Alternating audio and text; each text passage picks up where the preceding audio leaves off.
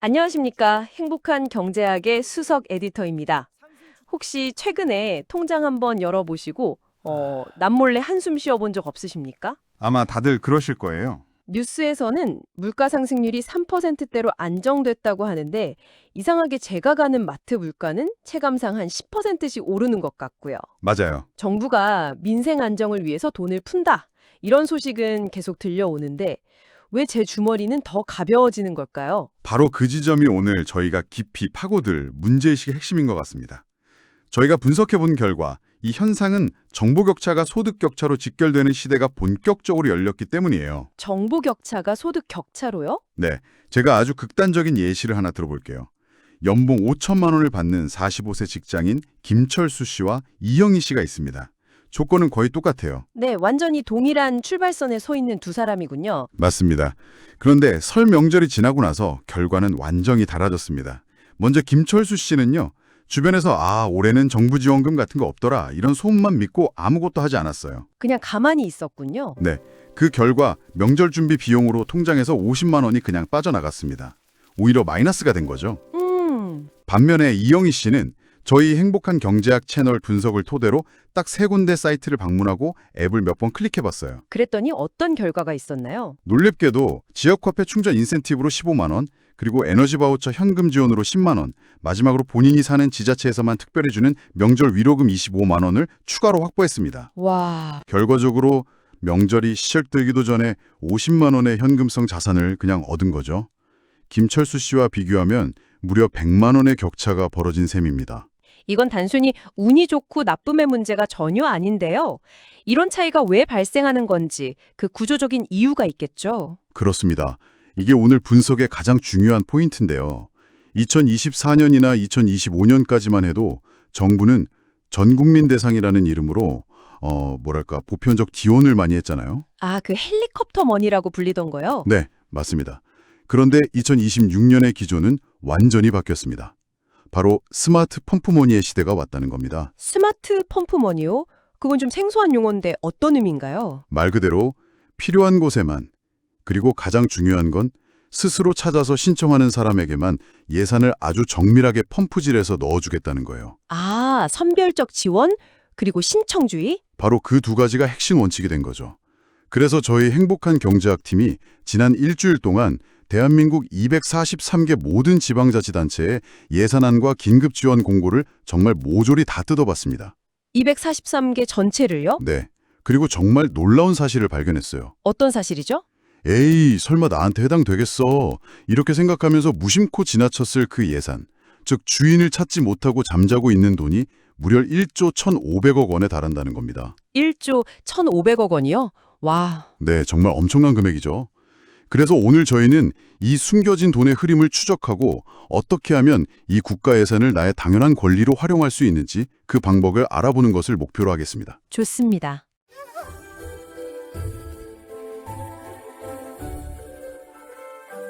이 복잡한 상황을 쉽게 이해하기 위해서 저희가 만든 비유가 하나 있는데요. 바로 고장난 냉장고 이론입니다. 고장난 냉장고 이론이요? 네. 2026년 대한민국 경제를 거대한 최신형 냉장고라고 한번 상상해 보세요. 그 안에는 국가 재정이라는 아주 신선하고 풍부한 음식이 가득 차 있습니다. 겉보기엔 모든 게 완벽하죠. 하지만 많은 사람들이 느끼는 체감 경기는 거의 혹한기 수준이라는 말씀이시군요. 냉장고 안에 음식은 가득한데 정작 나는 굶주리고 있는 상황이라니 왜 이런 일이 벌어지는 거죠? 바로 냉장고의 문, 즉 분배 시스템이 고장났기 때문이라고 저희는 진단합니다. 과거에 우리가 믿었던 대기업의 성장이 중소기업과 가게로 이어진다는 이른바 낙수 효과가 이제는 거의 작동하지 않는다는 거죠. 아, 그래서 2026년에 정부와 지자체는 이 고장난 문을 수리하는 대신에 문을 여는 비밀번호를 알고 찾아오는 사람에게만 선택적으로 음식을 나눠주기로 정책 방향을 정했다는 게 이 분석의 핵심입니다. 그 비밀번호를 모르면 냉장고 안에 음식이 가득해도 그냥 굶을 수밖에 없다는 말이군요. 와, 정말 좀 성뜩한 비유네요. 그렇죠. 그럼 이 상황을 제대로 이해하지 못했을 때 어떤 일이 벌어지는지 아까 말씀하신 사례를 좀 더 자세히 들여다볼까요? 경기도에서는 박 과장 이야기부터 해주시죠. 네. 경기도에서는 42세 박 과장은 연봉 6천만 원의 네 식구를 책임지는 가장입니다. 이분은 TV 뉴스에서 선별적 복지 강화라는 헤드라인을 보고는 나는 중산층이니까 해당 없겠지 하고 바로 채널을 돌려버렸어요. 대부분 그렇게 생각할 것 같은데요. 바로 그 무관심이 최소 45만 원의 손실을 가져왔다고 저희는 분석합니다. 잠깐만요. 그냥 뉴스를 지나친 것뿐인데 45만 원이나요? 구체적으로 어떤 기회들을 놓친 건가요? 저희가 분석한 바에 따르면 박 과장이 놓친 기회는 크게 세 가지입니다. 세 가지요? 첫째, 경기도의 기회소득 정책이 2026년부터 확대된 사실을 몰랐어요. 특히 자녀가 2명 이상인 가구에 대해서는 소득 기준이 중위소득 120%까지 대폭 완화됐거든요. 아, 기준이 완화됐군요. 네, 그래서 박 과장도 명절 특별 돌봄 지원금 20만 원을 받을 수 있었죠. 하지만 신청기간이 1월 말까지라는 걸 몰랐으니 그냥 날려버린 겁니다.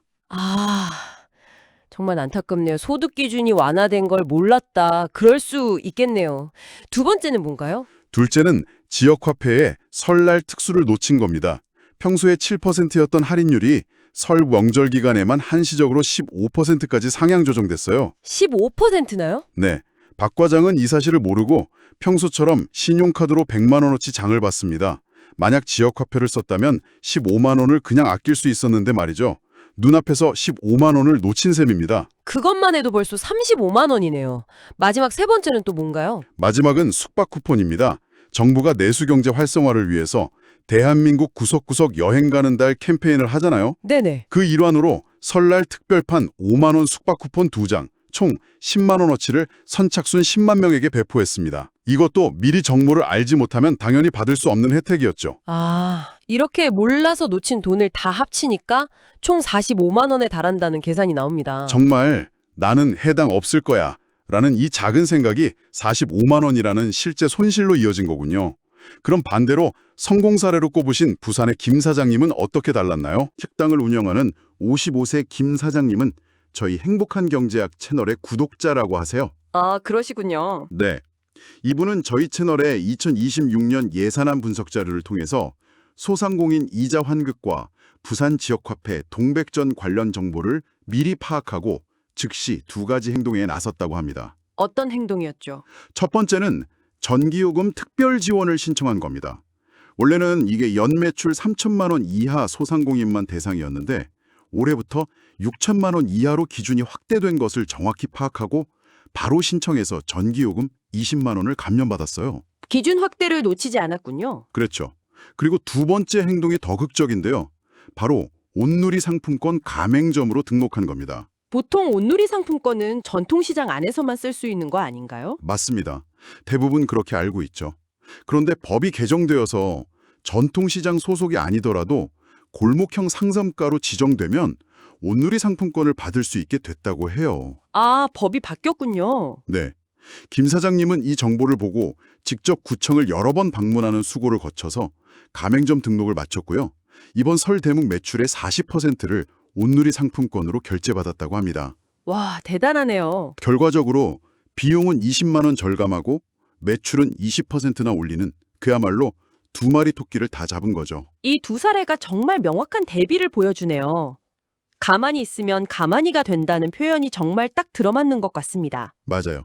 결국 정부의 신청주의 원칙 때문에 내가 직접 움직이지 않으면 내 몫은 그냥 국고로 환수될 뿐이라는 사실을 꼭 명심해야겠어요. 맞습니다.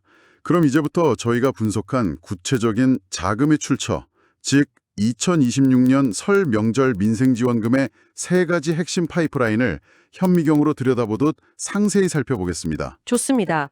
그 비밀스러운 돈의 파이프라인, 첫 번째는 무엇인가요? 첫 번째 파이프라인은 바로 지역사랑 상품권입니다. 올해 행정안전부 예산에서 이 지역사랑 상품권 국비 지원액이 1조 1,500억 원으로 확정됐어요. 1조 1,500억 원이요. 네, 작년보다 1,500억 원이나 늘어난 규모입니다. 예산이 늘었다는 건 그만큼 정부가 이쪽에 힘을 싣고 있다는 뜻으로 해석할 수 있겠네요. 근데 왜 현금을 직접 주지 않고 지역화폐 예산을 늘리는 방식을 택했을까요? 저희는 그 이유를 두 가지로 봅니다. 첫째, 현금을 직접 지원하면 인플레이션을 자극할 수 있다는 우려가 크고요. 그렇죠. 둘째, 동시에 침체된 골목상권을 그냥 외면할 수도 없다는 딜레마가 있는 거죠. 그 절충안이 바로 사용처와 사용 기한이 정해진 조건부 지원, 즉 지역 화폐 예산을 늘리는 것이었다고 분석합니다. 아, 특히 이번 설 명절 기간에만 한정적으로 더블 캐시백 같은 아주 파격적인 혜택을 집중시키고 있다고 해요. 그렇군요. 그럼 지역별로 어떤 전략을 써야 할지 구체적인 팁 같은 게 있을까요? 네, 아주 구체적으로 제시해 드릴 수 있습니다. 서울의 서울페이 플러스는요, 기존 5% 할인율이 명절 기간에는 자치구별로 7%에서 많게는 10%까지 특별 상향 판매된다고 합니다. 10%까지요? 네, 특히 재정 자립도가 높은 광진구나 마포구 같은 곳은 조기 소진될 가능성이 높으니까 서두르는 게 좋다고 하고요. 경기도의 경기지역 화폐는 충전할 때 7% 인센티브에 더해서 사용한 금액의 3에서 5%를 추가로 적립해주는 소비지원금 패턴이 다시 부활했다고 합니다. 지방은 어떤가요? 특히 고향에 내려가시는 분들이 관심이 많을 것 같은데요. 이 분석에서 저희가 가장 강조하는 부분이 바로 그겁니다. 전남이나 경북 같은 일부 지방 소멸 위기 지역의 경우 할인율이 무려 15%에서 20%에 육박한다고 해요. 20%요? 네, 그래서 이번 설에 고향에 방문하신다면 부모님께 현금 50만 원을 드리는 것보다 부모님 명의로 해당 지역의 지역화폐 앱을 설치해서 50만 원을 충전해 드리는 게 훨씬 현명한 방법이라고 조언합니다. 아, 그렇죠. 50만 원을 충전하면 60만 원이 되니까. 맞습니다. 실제로는 60만 원의 가치를 선물하는 셈이니까요. 이건 정말 실용적인 팁인 것 같아요. 와, 20% 할인이면 정말 엄청나네요. 부모님께는 더 큰 용돈을 드리는 효과가 있고 지역 경제도 살리는 거니 정말 일석이조군요. 자, 그럼 두 번째 파이프라인은 무엇인가요? 두 번째 파이프라인은 에너지 바우처와 소상공인 응원금입니다. 여기서 저희가 제시하는 2020년의 중요한 키워드가 차상위의 재발견이에요. 차상위의 재발견이요? 네. 많은 분들이 나는 저소득층이 아니니까 해당 없겠지 이렇게 생각하지만 지원 대상의 경계가 생각보다 넓어지고 있다는 뜻입니다. 흥미로운 표현이네요. 구체적으로 어떤 내용이죠? 예를 들어 에너지 바우처의 경우 보통 기초생활수급자만 해당된다고 생각하시잖아요. 네, 그렇죠. 하지만 최근에 실직이나 휴업 또는 질병 같은 이유로 소득이 급격히 감소한 가구도 긴급복지 생계지원 제도를 통해서 난방비 10만 원에서 30만 원을 지원받을 수 있다는 겁니다. 중산층이었다가 갑자기 위기를 맞은 가구도 대상이 될 수 있는 거죠. 이건 정말 중요한 정보네요. 그런데 이런 정보는 가만히 있으면 아무도 알려주지 않을 것 같은데요? 정확합니다. 그래서 저희가 강조하는 게 반드시 거주지 주민센터 복지과에 직접 방문해서 긴급지원 상담을 받으러 왔다고 명확하게 목적을 밝혀야만 관련 안내를 받을 수 있다는 겁니다. 그냥 뭐 받을 거 없나요? 이렇게 물으면 안 된다는 거군요. 네, 절대 안 됩니다. 또 성남이나 화성, 울산처럼 재정 여력이 있는 일부 지자체에서는요. 연매출 1억 원 이하 소상공인에게 경영안정자금이라는 명목으로 10만 원에서 20만 원의 명절 위로금을 지급하는 공고를 냈으니까 해당 지역 자영업자분들은 반드시 확인해야 한다고 말씀드리고 싶어요. 그렇군요. 적극적으로 내 상황을 알리고 요청해야만 얻을 수 있는 정보들이군요. 알겠습니다. 그럼 마지막 세 번째 파이프라인은 뭔가요? 세 번째는 저희 분석팀이 가장 소름 돋았던 부분이라고 표현한 숨겨진 틈새 복지입니다. 소름 돋았다고요? 네, 특히 비대면 바우처 관련 예산이 크게 늘었다는 점에 주목해야 합니다. 예를 들어서 대형마트나 온라인몰에서 농축수산물을 살 때 20에서 30% 할인을 제공하는 쿠폰 예산이 900억 원이나 배정됐다고 해요. 900억 원이나요? 그런데 보통 그런 할인은 계산할 때 자동으로 적용되지 않나요? 바로 그게 함정이라는 겁니다. 이 할인은 계산대에서 자동으로 적용되는 게 아니라 소비자가 직접 마트 앱에 들어가서 쿠폰 받기 버튼을 눌러야만 적용된다는 거죠. 아, 이 버튼 하나를 누르느냐 마느냐에 따라 내 장바구니 비용이 달라지는 겁니다. 또 하나, 전통시장 환급 방식도 크게 바뀌었다고 지적하고 싶어요. 전통시장 환급이라면 영수증 가져가면 온누리 상품권으로 바꿔주던 그거 말씀이시죠? 맞습니다. 그런데 2026년부터는 대부분 앱 환급 방식으로 전환됐다고 합니다. 이제는 소비자가 직접 영수증을 스마트폰으로 찍어서 앱에 업로드해야만 계좌로 환급금이 들어오는 방식이에요. 아, 그것도 바뀌었군요. 네, 이런 변화가 사실 디지털 기기 사용에 익숙하지 않은 고령층이나 정보 취약계층은 혜택에서 소외될 수밖에 없는 구조를 고착화시킨다는 좀 씁쓸한 단면도 보여주고 있습니다. 정말 그렇네요. 편리해지는 것 같지만 누군가에게는 더 높은 장벽이 생기는 셈이군요. 듣다 보니 근본적인 질문이 생깁니다. 왜 정부는 이렇게 복잡하고 번거로운 절차를 만든 걸까요? 그냥 모든 국민 계좌에 10만 원씩 이체해 주는 게 훨씬 간단할 텐데요. 물론 그 질문에 대해서도 저희가 깊이 파고들었습니다. 경제 데이터를 분석한 결과 이유는 크게 두 가지라고 봅니다. 첫째는 돈의 속도, velocity of money를 인위적으로 높이기 위해서입니다. 돈의 속도요? 조금 어려운 경제 용어 같은데 쉽게 설명해 주실 수 있나요? 네, 승수 효과라는 말과도 관련이 있는데요. 쉽게 말해서 정부가 푼 돈이 시장에서 얼마나 활발하게 돌고 도는지를 나타내는 지표예요. 아, 만약 정부가 국민에게 현금 10만 원을 지급하면 요즘처럼 경기가 불안할 때는 대부분 저축을 하게 됩니다. 돈이 돌지 않고 은행에 그냥 잠자게 되는 거죠. 하지만 2월 15일까지 써야 하는 15% 할인 지역 화폐를 지급하면 어떻게 될까요? 손해보지 않으려면 기한 내 무조건 쓰게 되겠네요. 바로 그겁니다. 정부는 우리의 지갑을 강제로 열게 해서 자영업자에게 돈이 흘러가게 만들고 그 돈이 다시 세금으로 환수되는 선순환, 즉 승수 효과를 극대화하려는 의도가 숨어 있다는 게 저희 분석입니다. 표면적으로는 국민을 위한 지원금이지만 그 이면에는 죽어가는 내수 경기에 인공호흡기를 달려는 정부의 절박함이 있다는 거군요. 그렇죠.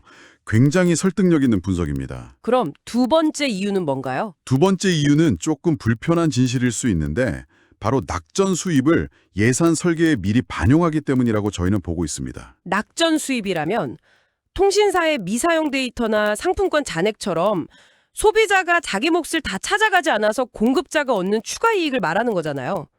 그걸 국가 예산에 반영한다고요? 그렇다고 저희는 분석합니다. 국가 예산은 한정되어 있잖아요. 만약 지원 대상자 100%가 모두 혜택을 신청해서 받아가면 예산이 부족해질 수도 있어요. 그래서 예산을 편성할 때 통계적으로 정보가 부족해서 혹은 절차가 번거로워서 신청하지 않는 10에서 20%의 비율을 이미 계산에 넣는다는 겁니다. 와, 그건 정말 충격적인데요. 우리가 귀찮아서 혹은 몰라서 포기하는 돈이 사실은 예산 계획의 일부였다는 거잖아요. 네. 그래서 저희 분석은 우리의 태도가 바뀌어야 한다고 강력하게 주문합니다. 절차가 복잡하고 치사해서 안 받는다. 이게 아니라 나의 정당한 권리가 공중에서 증발하는 것을 막기 위해 내 경제적 영토를 지키기 위해 악착까지 찾아서 내 권리를 행사한다. 이런 능동적인 자세가 필요하다는 거죠. 알겠습니다. 분석은 충분히 들은 것 같네요. 이제 행동할 시간입니다. 이 방송을 듣고 계신 분들이 당장 무엇부터 시작해야 할지 구체적인 행동 지침, 이른바 3단계 미션을 알려주시죠. 네. 첫 번째 미션은 나만의 보조금 24 세팅하기입니다. 보조금 24요? 정부 24 앱에 접속해서 보조금 24 탭을 여세요.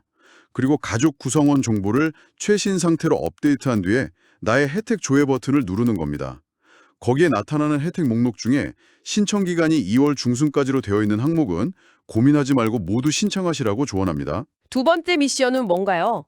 SNS 염탐하기라는 재미있는 표현이 있던데요. 맞아요. 두 번째 미션은 고향 지자체 SNS 염탐하기입니다.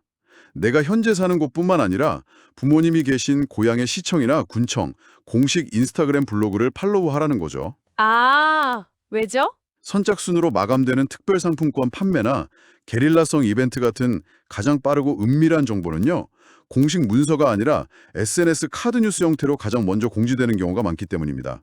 하하, 고향의 인스타그램을 염탐하라니. 재미있네요. 왠지 명절에 할 새로운 놀이가 생긴 기분입니다. 마지막 세 번째 미션은 무엇인가요? 마지막 미션은 지역화폐 앱 3대장 설치 및 충전입니다. 서울페이 플러스, 경기지역화폐, 그리고 전국 어디서나 사용 가능한 온누리 상품권 앱. 이 세 가지는 필수적으로 설치해 두시는 것이 좋다고 합니다. 네. 그리고 이번 설에 부모님께 용돈을 드릴 때 현금 대신 어머니, 제가 이 앱에 30만 원 충전해 드릴게요 라고 한번 말씀드려보라고 제안해요. 15% 할인을 받는다면 실제로는 34만 5천 원의 가치를 선물하는 것이고 이것이 바로 우리 가족의 금융 문해력을 한 단계 높이는 실질적인 첫걸음이 될 것이라는 거죠. 정말 좋은 팁이네요. 단순히 돈을 아끼는 차원을 넘어서 가족 모두의 금융 지식을 함께 성장시키는 계기가 될 수 있겠어요. 맞습니다. 오늘 분석을 통해 2026년의 경제는 감정이 아니라 숫자이며 그 숫자는 정보를 가지고 행동하는 사람의 편이라는 것을 다시 한번 깨닫게 됩니다. 네, 오늘 우리가 나눈 이 정보들이 누군가에게는 그저 귀찮은 푼돈으로 여겨질 수도 있겠지만 또 다른 누군가에게는 이 혹독한 경제적 교훈을 버티게 해줄 소중한 땔감이 될 수 있을 겁니다. 중요한 건 이 정보를 어떻게 받아들이고 행동으로 옮기느냐에 달려 있겠죠? 바로 그겁니다. 오늘 이 깊이 있는 분석이 여러분의 설 명절을 조금이라도 더 풍성하고 따뜻하게 만드는 데 도움이 되었기를 바랍니다. 그리고 이것 하나만은 꼭 기억해 주시면 좋겠습니다. 당신의 부는 당신의 관심만큼 자라납니다. 네. 이 이야기가 당신의 경제적 안목을 넓히는 데 도움이 되었다면 행복한 경제학 채널 구독과 좋아요를 꼭 부탁드립니다. 그리고 이 영상을 주변의 소중한 분들에게 널리 공유해 주십시오. 여러분의 공유 한 번이 정고의 사각지대에 놓인 누군가를 구하고 우리 사회 전체에 건강한 경제 생태계를 만드는 데 기여할 수 있습니다. 네, 많이 알려주십시오. 지금까지 행복한 경제학 수석 에디터였습니다. 감사합니다. 감사합니다.